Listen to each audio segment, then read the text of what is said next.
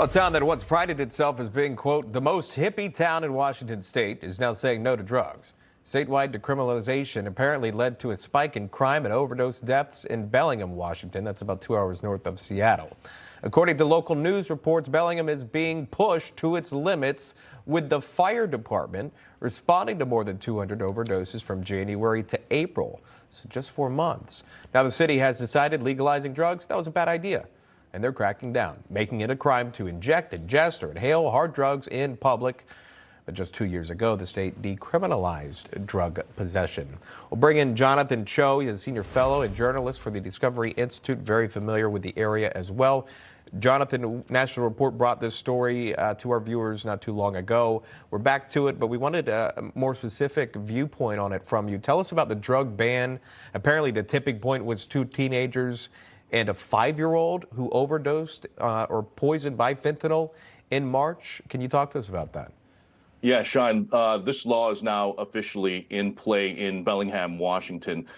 Basically, anyone caught smoking fentanyl or any other illicit drugs out there on the streets could face up to 30 days in jail and then be referred to a social or diversion program. Again, the intent of this law is not to criminalize drug use and throw away the key and put these addicts into prison forever. It's to really encourage them to get the help that they need.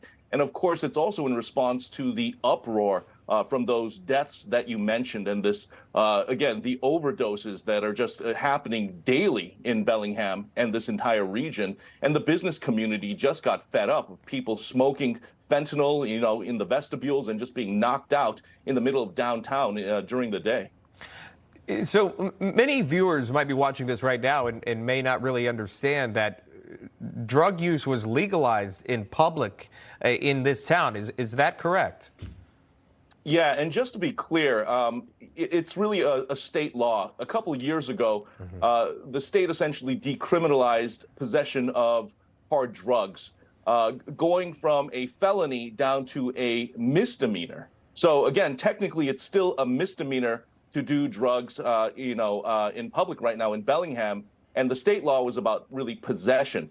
But anyway, long story short, the state right now is trying to figure out, the legislature that is, to figure out this fix to this broken law. You've got the Senate trying to add more teeth to it, bringing it back up to a gross misdemeanor. You've got the House that wants to keep it a misdemeanor and have all these diversion programs added to it. Problem is they couldn't figure it out before the session ended. So now they're into an extra session right now, a special session called by the governor to fix this. So all these local jurisdictions, in other words, are now saying, we're going to take matters into our own hands. And that's why this Bellingham law is in play. Talk to me about the video. I think we have a video of a bicycle attack while you were reporting, I believe. What happened here? What is this? Yeah, Shaun, this happened on Sunday, and like you said, a couple hours away in Seattle. Seattle's an absolute disaster right now. The downtown core, open-air drug use, fentanyl. Seattle has a similar proposal in place to make smoking drugs in public a misdemeanor as well, but that hasn't passed yet. But yeah, I'm just exposing what's happening in downtown, and some of these addicts don't like that. So clearly, these folks now target me. And this is one fella who decided to sucker punch me. I'm okay, but then he decided to chase me and launch a bicycle in my direction. Now, this isn't the first incident in the last few months. I've also been attacked by a guy with a knife and a baseball bat and also an axe. And this is all happening just blocks from City Hall, where the mayor's office is. Unbelievable. Jonathan, try to stay safe. I know you're doing your best there to report, but you got bicycles coming at you.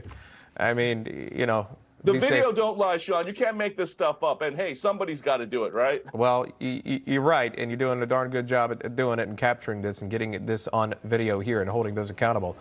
Jonathan Choe reporting in that area. We appreciate your time, Jonathan. Thank you. Thanks again, Shaun.